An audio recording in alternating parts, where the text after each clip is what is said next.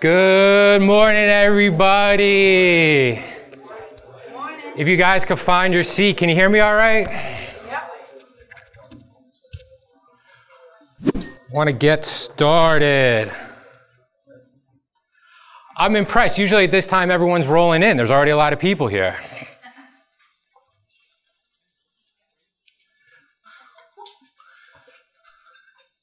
So again, I'm glad we've done this training before. This is my favorite training. And really what we want to do here in this training is give you guys actionable items that you can take and use in your business right away. First, I want to ask a few questions. Who here wants more listings? All right. My next question, who here is committed to get more listings? All right, very similar questions, very different meetings. Wanting something and committing to something is two totally different things. Would you agree? Mm-hmm. Right?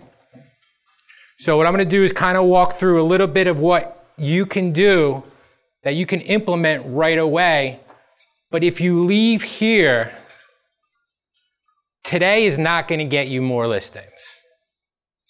Period. It's not. What you do when you leave here with the information we're going to go over is what is going to give you listings. So at the end, we are going to give some free stuff away that you're going to be able to use to help build your listing business. In this market, are listings easier or harder? They're a lot harder. How is inventory right now? Okay, so what does that mean when inventory is low? There are more and more agents going after the same listing. So our inventory is low. Are there more agents in the market right now or less agents in the market? More. I went to the Circle of Excellence luncheon for Middlesex County. There was 350 agents. It was the largest attendant Circle of Excellence in years. I went to the RE/MAX convention in February. It was the highest attended R4 they've had since 2006. I made a joke. Does that mean in 2 years that the market's going to burst? But there's more agents now. So what's happening when there's more agents getting into the market? A client that you might have his brother, sister's aunt's uncle is now a realtor who can get that referral. So sharpening your skills now is more important than ever on how to build your listing inventory. And we're going to go over 5 different strategies today. But what I really, really want to stress to you is you don't have to do all 5. You need to pick one strategy or 2 strategies that you're most comfortable with, and you need to double down on it. In high school, I wrestled. I was okay at 10 moves. My really good friend, you could not stop 2 of his moves. He was a state champion, and he went on to be an All-American in college. I ended up being a college wrestling dropout. Right? But I was okay at 10 moves, but he dominated 2 moves. You could not stop his 2 moves. So when you're looking at building your business, do you want to be the person that dominates the 2 moves, or do you want to be the person that you're okay at 10 moves? There's real estate coaches out there who say you need 17 to 24 different lead gen strategies and funnels. You know what I say about that person? That person probably never sold real estate. There's a lot of coaches out there right now who have not sold real estate at a high level. Right? It sounds really good when you're standing up on stage saying it, but when you're in the field doing it, it's a whole different story. So again, if you take anything out of here, just take 1 or 2 strategies that you can really implement into your business. And prospecting is a commitment. It's not a want. So things we're going to learn about today is we're going to learn the 3 C's you need to become a great listing agent. 1 is consistency, right? This is what I talk about with committing. If you want to lose weight, you can't go to the gym once and eat grilled chicken once and say it didn't work. But when you eat grilled chicken consistently and you go to the gym consistently, it will typically work. Same thing with your prospecting, same thing with your real estate business. Who's been around that agent where you see him do 3 deals, they go on vacation, they disappear, they come back, do another 1 or 2, they're not consistent. Your top producers are the ones that are consistently working, consistently prospecting. Who here will say it's been around the spring market? When you get really, really busy, you put a lot of things under contract and you don't become a realtor, you're a firefighter. Because you're going around putting out the fires of these deals to get them closed. And then once the deal's closed, you go, oh my gosh, I have nothing. My pipeline is depleted. And why is your pipeline depleted? You spend all your time and energy on getting these deals closed that you weren't prospecting consistently to get more deals. And guys, this isn't a judgment. This is just a fact of my observation of watching hundreds of realtors and the habits that they have. From me being an agent, from me being a broker. So you need confidence. If you walk into a listing appointment and you're not confident, who can tell? The seller. I've walked in, I remember the first listing appointment I went into. I was shaking in my boots. And the guy, I was 25 years old, and the guy looked at me and goes, have you ever bought a house? How can you sell my house? I'm like, I pay my parents' rent. Do you think I got that listing? Right? You have to be confident when you're with the seller. So, next month, we are going to be doing a training called the Ultimate Listing Presentation. The more confident you are in your listing presentation, suddenly you will get more listing leads. Because a lot of people, I've heard this from agents. Oh, well, if I get in the door, I nail the appointment. All right. Oh, how would your listing appointment go? Oh, they're still deciding. I'm thinking, oh, I thought you nail it every time you walk in.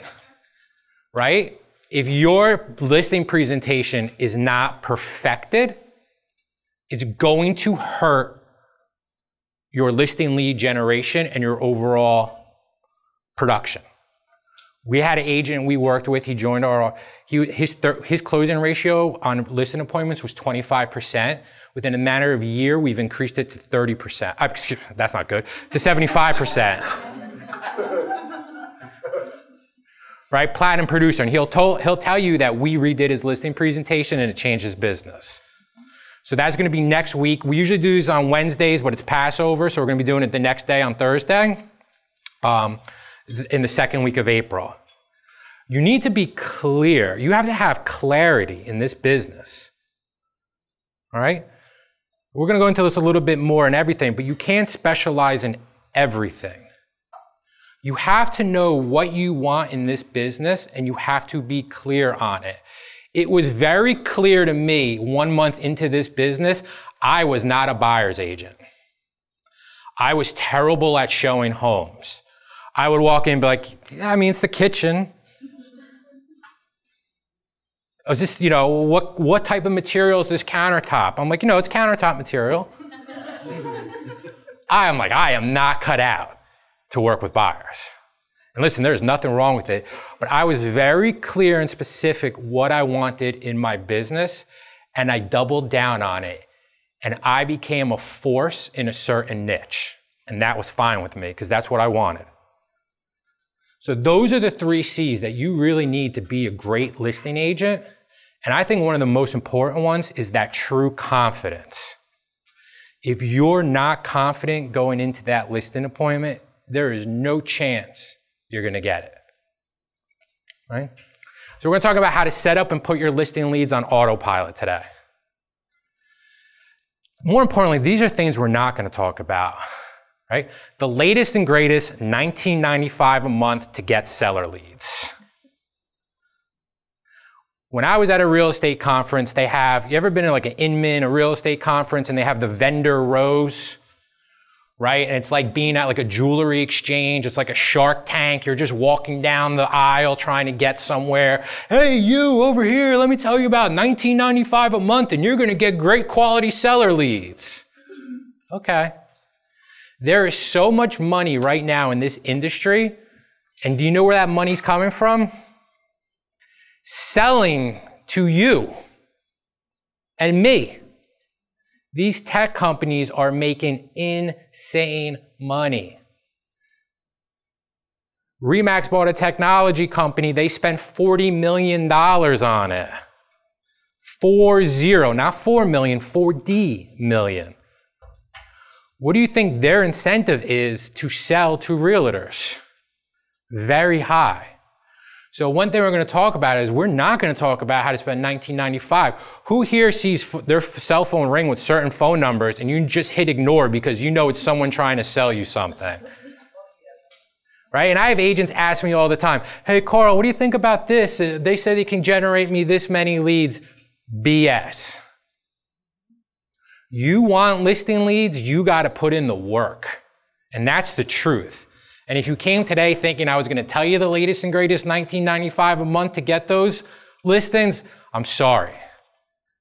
You might as well leave now because I am not a believer in it. This business, at the end of the day, no matter what, takes hard work. And a lot of agents get in this business and they don't realize that. And that's why there's such a high turnover rate in this business. Resting on your resume to get listings, right? I'm Circle of Excellence Magenta, you should list with me. Right? The seller doesn't even know what Circle of Excellence is. Only people who know what Circle of Excellence is are the realtors. Right? Your resume will help you because it's going to help with your confidence and it's going to help validate you. But if you think you could just rest on your resume and let the phone ring because of it, there's going to be somebody who's going to be coming up behind you to try to take your spot. And I've seen it, and I've coached agents who have taken those spots from other realtors who rested on their resume. So the dictionary is the only place that success comes before hard work.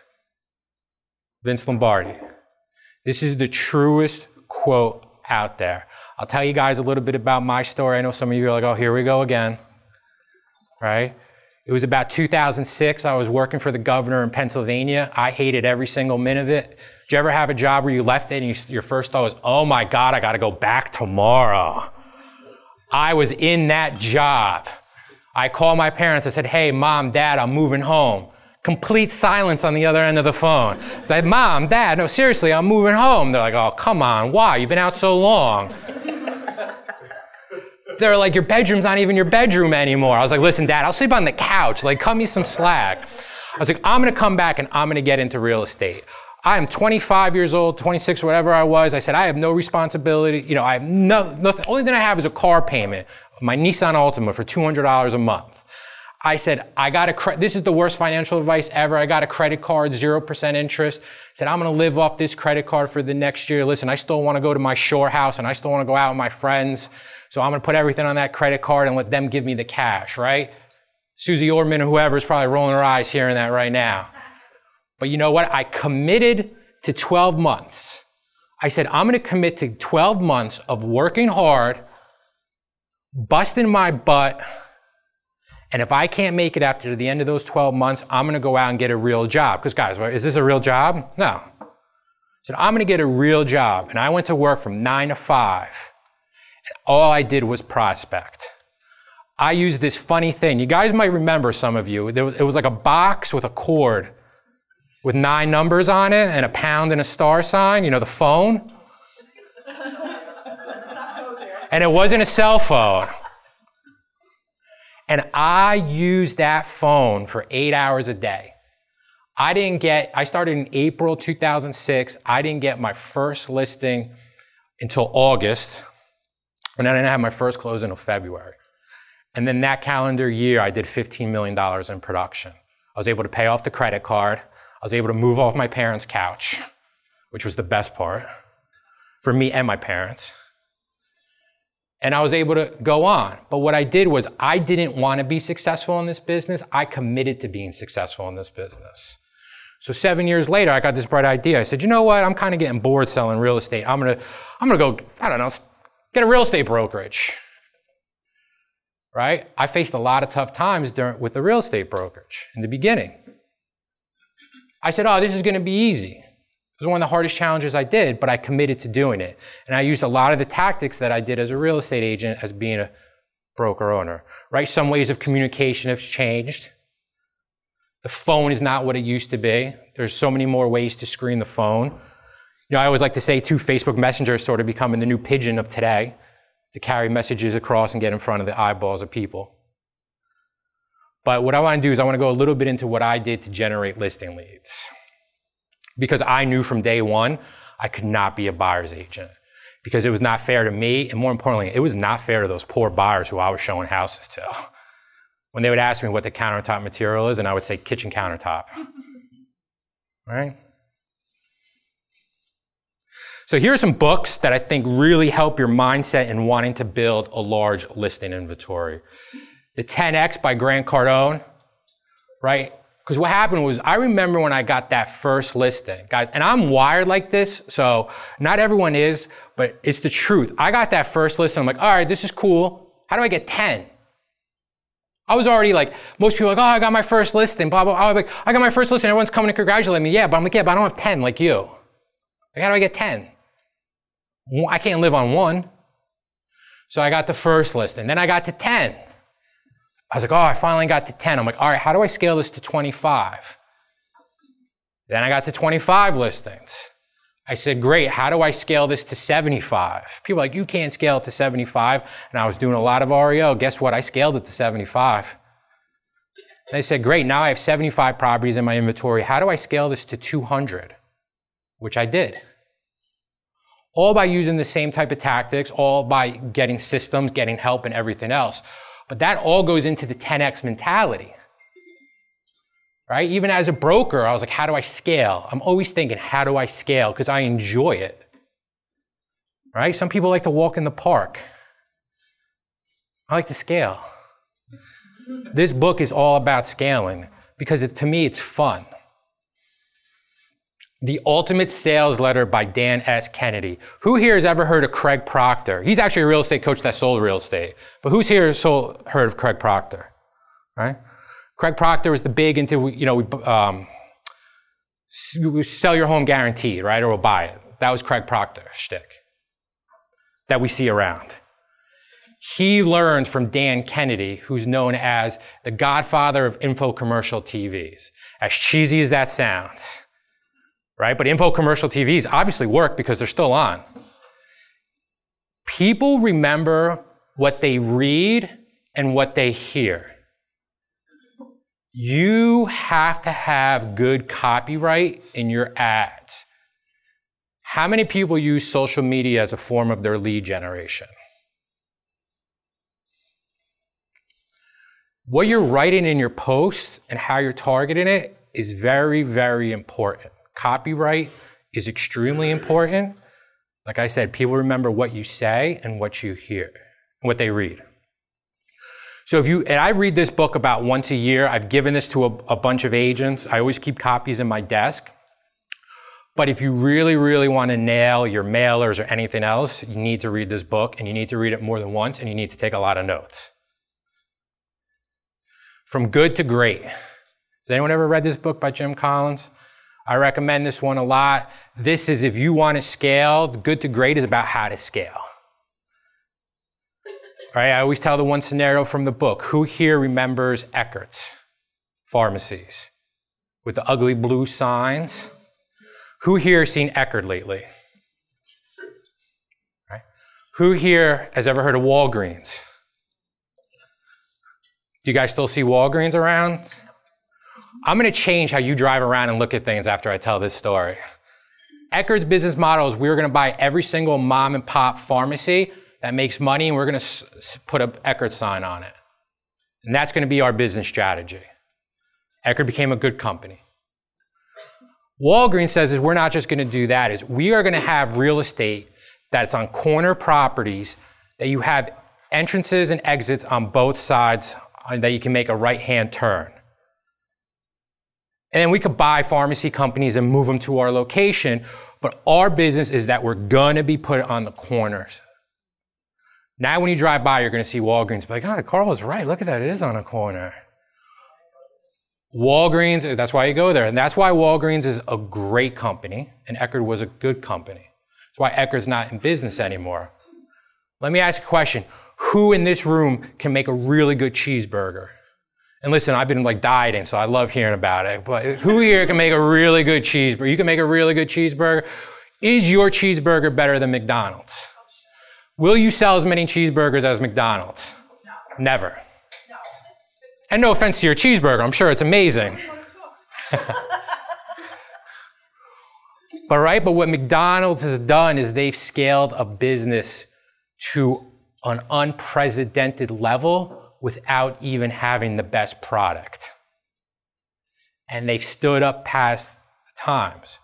So it's all about is when you look at your real estate career, do you want to have a good real estate career or do you want to have a great real estate career? Who here gets worried about the market, if it's going to go up and it's going to go down and everything else? Raise your hand if you ever worry about the market. Guys, whoever didn't raise your hand, I'm sorry, you're lying, because like every realtor is always asking me like, oh, Carl, what do you think of the market, right? Do you know what's going to make you recession-proof, whether it's a good market, bad market, whatever market? What one skill is going to propel you in any market? Listing, not over, right? Bad market, listings sit a long time, if you remember 2008. But what's the one skill you need to be recession-proof, market-proof? Guys, prospecting. If you are a strong prospector, you will survive any market. And when I talk about prospecting, I don't mean just burning and turning the phones. We're going to get into other prospecting techniques, but it's prospecting. Because if you're a good prospector, you will survive the worst markets and you will survive the best markets. What I love hearing from agents too, it's like, oh God, Carl, there's no inventory, it's so tough. There was a couple months ago where inventory looked like it was loosening up a little bit. Agents were coming and be like, oh, 2008 is coming. Inventory's loosening up. I'm like, you were here 2 weeks ago saying there was no inventory. Now there's a little bit more inventory and it's doomsday. If you can prospect consistently and strong, it doesn't matter if it's a good market, a bad market. People always ask me, right? It's like you go to like a party or something, like, oh, your real estate, how's the market? It's always good. I never say it's bad, I never say it's good. Because you know why? In a bad market, it weeds out a lot of those agents I talked about in the beginning that you might have lost to listen to the mother's brother's son's uncle's cousin's friend. In a bad market, they're not in the business. Where it allows the solid agents who are committed, like I said in the beginning, do you want it or are you committed to it, to really be able to grow and have some of their best years. I've talked to agents like I have some agents like I am just waiting for the market to go down a little bit because this is insane. Who here is working with buyers and every house you go, oh, like, oh, this house has been on the market 15 days, we should be good. You call the listing agent, we have 17 offers. Like, oh, all right. This is not a normal market. Who's been in the business for less than 5 years? It's not a normal market. The last 5 years is not normal, right? So there's a lot of opportunity. Atomic Habits by James Clear. If you get this book and if you're not hooked within the first 30 pages, I don't know what to tell you. This book is all about making commitments and being committed. I always say, I never get attached to a result. I get attached to a process. And your prospecting has to be that way. You can't get attached to whether or not one day you're calling for sale by owners and you get cursed at 13 times. You're like, oh, this doesn't work. Right? You have to get committed to the process of how you are prospecting to get more business. And when you do that, that is when your business changes. Right? What do they say? The harder you work, the luckier you get. But it's all about creating the habits and routines that set your business up for success. And I think this has actually been one of my greatest strengths, is that I will get into routines and stay consistent and not let things take me off the path. And it's tough in this business. Who here is like, I'm prospecting today and the buyer calls and I want to see 13 properties, and you take everything you were doing and throw it away because you're going to go show those 13 properties. You don't have to be embarrassed. I've done it. Right? But when you really commit to a schedule and you commit to habits, that's when your business is really going to change. Being busy doesn't always mean real work. The object of all work is production and accomplishment. Seeming to do is not doing. Thomas Edison. Pretty funny, we're in Edison, New Jersey. Anyway, so what does that really mean is, who here was like, man, I was busy all day, and then you sit down, you go turn on Netflix, and you're like, but you know what, I really didn't get anything done. Does that happen to anybody else or just me? Very easy in this business to let other people's emergencies get in the way of your day.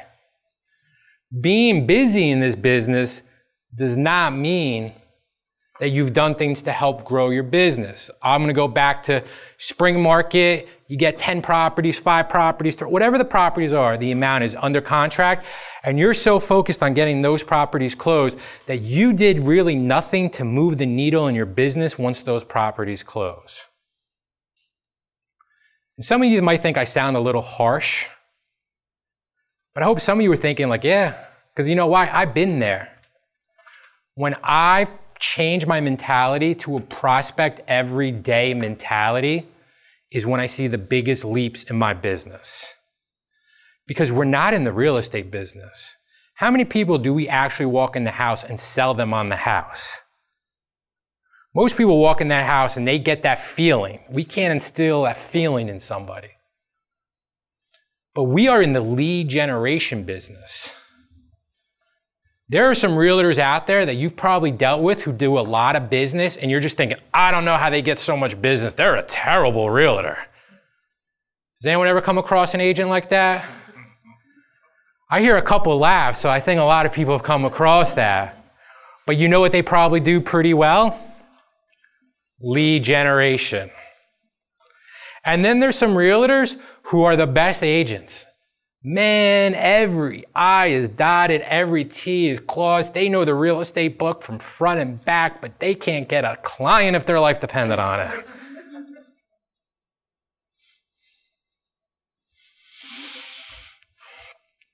What I like to say too is specialize in something and dig deep in that. Who here has seen the agent whose email signature and they specialize in everything? I'm your luxury specialist who's also REO certified, who's also a senior specialist, who's also a GRI. So you do a little bit of everything? I know if someone's thinking if they see an email signature, thinking, oh man, has my email signature like that? I was an REO short sale guy. Guys, it is not, REOs is not sexy. Have you ever seen the show $1 Million REOs? Right? How many agents says, oh, I don't even want to deal with short sales. The banks take so long. You might not close. I'm like a shark, just like, feed me short sales. I'll take them. You don't want them? I'll take them when I was an agent. But you know what? I knew what my niche was.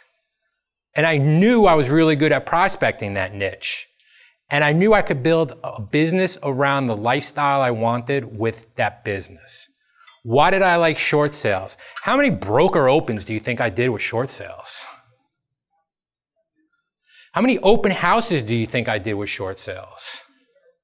I had this system so down with short sales where I knew how to generate the lead, run it in and out of the appointment. I had it down to 45 minutes, hand over that file, and move on to the next deal. There was a year as an agent, I closed 45 short sales. I was loving it. I think this is perfect. How many times did I have to fight commission on short sales? Never once did I get, well, they offered down the street, right? How many times when I needed a price reduction did I get fought on it? Not much. But guys, this was and I know some of you are thinking like, oh, I would hate doing that many short sales. And that's fine, but what do you really enjoy doing? What is your real niche? Who gets paid more? The specialized heart surgeon or the general doctor at the walk-in?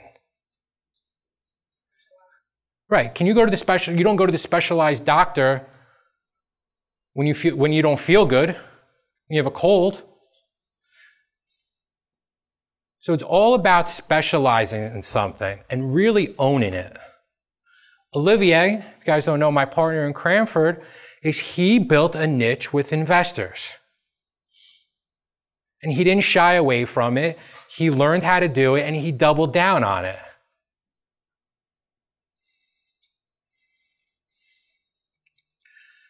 This is harsh reality. Not everybody in this room is wired to carry 10 or more listings. That's just the truth. Who here has had 10 listings at a time before? It's not easy. Having 10 listings at a time is not easy. Who's here has ever had the listing? You get excited, there's the first showing. They go show the property. The seller calls you irate because they get home and the half bathroom light was on.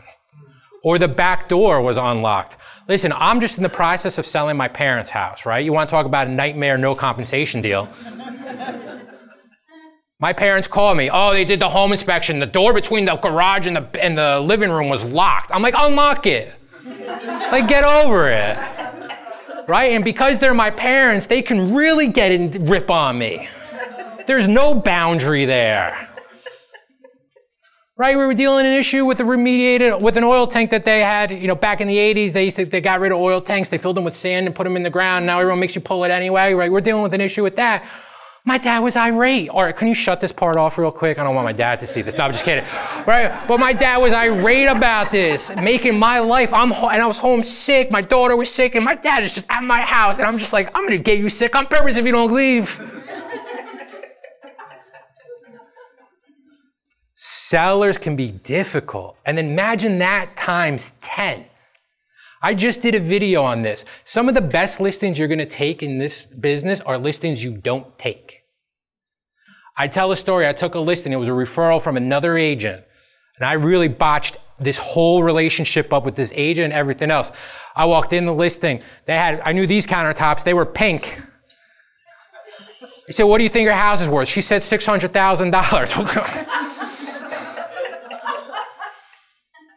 Did you ever have that when someone said 6 and you got to say 4? She was a nice lady. She really was.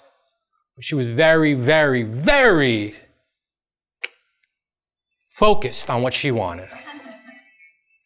So what happens? We list the property, $475. I said, listen, we're not getting much activity. I think the price needs to be around $420, $425. Oh, no, okay. I had just gotten married. I said, listen, I'm going to go away. I'm going on my honeymoon. When I get back, let's talk about reducing at Labor Day. I knew it wasn't going to sell when I was away for a couple weeks. Like, okay, no problem. Sitting there in Hawaii on my birthday to make it better. I get a phone call from the office. Carl, this lady's here. Like, what do you mean she's here at the office? She wants a release. I'm like, I had this whole conversation, right? I always say when you don't meet expectations is when you have the issues. I was like, I did the expectations. Like I told her what we were going to do. I'm like, release her. But I was like, this isn't worth it. And what did I do was I should have walked away from the listing. I knew in my heart of hearts I should have walked away. I remember closing the front door, standing on the front porch. I turned around, I looked at the house. I said, I just committed myself to 6 months of this. And I knew it. And what did I do is I ruined the relationship with the referral partner because of it, because she complained to him that I was crap. And I should have just walked away. So not everybody's wired to take 10 listings. I know agents who have built massive businesses around working with buyers because they think sellers are just whiners. And buyers are typically more happy during the process, right? Oh, let's go look at houses. It's Sunday. It's beautiful. I don't want to watch the Giants or Yankee game. This is great. Oh, we should go look at another 10. It's such a nice day out. Come on. Caveat to that is in this market, it's a little bit more tough with multiple offers and everything where buyers can turn on a dime, or when you get to inspections, right? But sellers can be difficult. And if you can't handle it, it's all right. Learn to build your way around. I always say is learn what you really like to do and build your business around that so you can do it at the highest level you want in the least amount of time. Because when you're able to do that, that's when this business gets fun. Who here sometimes feel like they don't really have more time to do more business in this business? I've been there.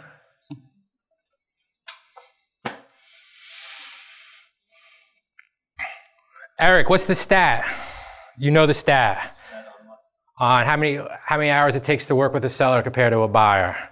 You answered this before. The seller is 10 hours? Yes. 40 hours. According to NAR. Did everyone hear that? On average, you work with a buyer for 10 hours. On average, you work with a seller 10 hours. On average, you work with a buyer 40 hours. A week. I heard someone say a week. I do a little more than that. Right? So, question. What's the best part about being a listing agent? It's the leverage. You could be at a ball game and someone could be selling your property. Listings equal leverage. Right, so let's look at the breakdown. Buyer. A buyer could be worth $9,000. How did I get that? 3% commission times a $300,000 house, it's a $9,000 commission. Right? Seller. Who here has ever had the spider web listing? Where you take the listing and it just creates you it's like a big spider web was thrown out and you capture about 6 more deals off that one listing. Right? I always use the example of an agent in our office. He called, he got the for sale by owner. He did an open house. He got another buyer from the open house who didn't buy that house, ended up listing their house, sold them their house, double-ended I'm losing myself on this one, right? But it turned into like 5 or 6 deals because he was able to get the buyer on a cross sale, get the cross sales listing, and sell the condo and find the buyer for that condo and then list their house. You're not going to do that on a one buy-side transaction, but you're going to have those listings, that spider web, and look at the difference in the income, right? It could be 4 transactions. You get the closed listing, you find the buyer, you double end the deal. You pick up another buyer from an open house, you're their agent, and you can pick up another cross sale. In this market, are open houses working for buyers? Right, they are. 6, 7 years ago, I'd be like, oh, don't worry about doing